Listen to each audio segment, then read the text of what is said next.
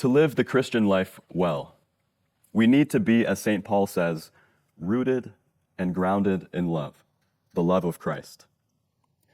As we all continue on our journey home, our journey, God willing, to heaven, we need the love of Christ to enable us to keep going and to empower us to bring others closer to God as well. To be rooted and grounded in love means that as we go through life, we will be able to withstand all of the sufferings and trials that come our way. The love of Christ is not meant to be viewed as simply a feeling, as in, I know I am loved by Christ when I feel good. Then what happens when we are not feeling good? We would probably be doubting that God still loves us.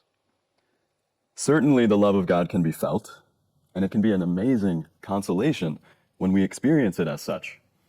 But we have to go deeper than feelings.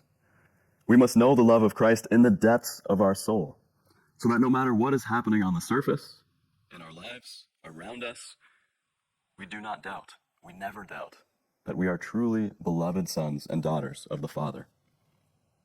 So how are we doing today? Perhaps we need to be reminded of the great love God has for us. In our first reading, St. Paul is encouraging the Ephesians in this way, writing a beautiful and heartfelt prayer that they may come to fully know this love. Let his words speak to each one of us today. He says, I pray that you may have the power to comprehend with all the saints what is the breadth and length and height and depth, and to know the love of Christ that surpasses knowledge, so that you may be filled with all the fullness of God. We are invited to spend time in prayer today, asking for this grace, to experience anew this great love in our own lives. In fact, that's not something that just needs to be done today, but we must make it a daily habit.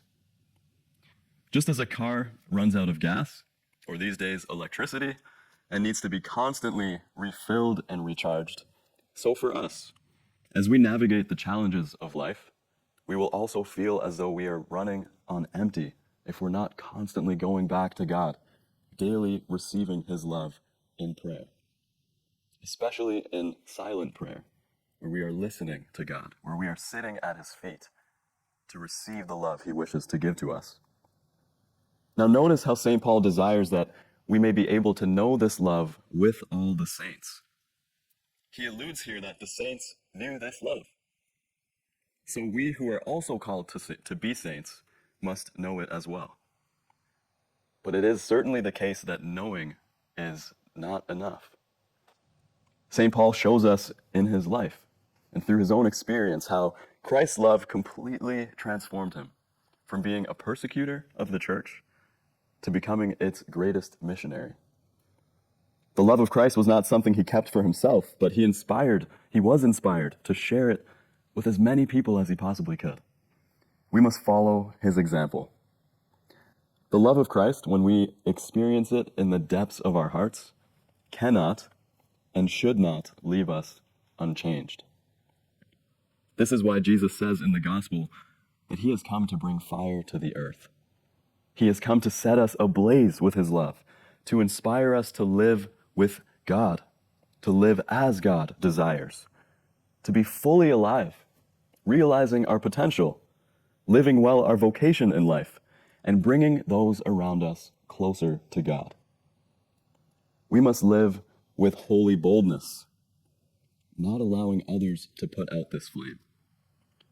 Jesus says in the gospel how he has come to bring division in the world.